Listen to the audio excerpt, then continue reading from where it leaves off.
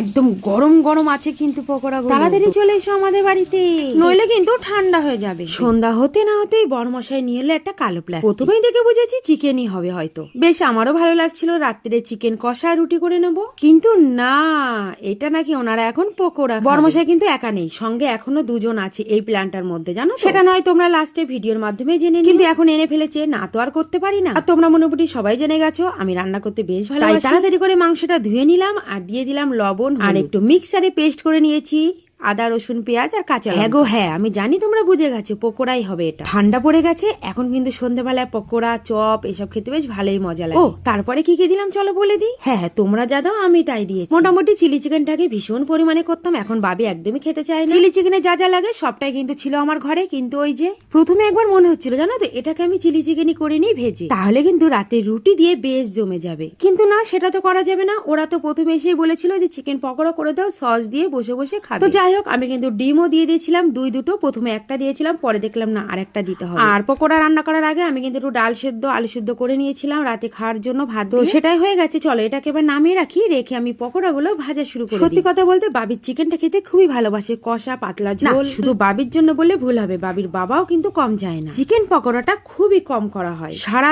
দিন রান্না বান্না সেরে সন্ধ্যাবেলা আর এসব পকোড়া টকোড়া ভাজতে ইচ্ছা করে। কিন্তু কি করবো বলো,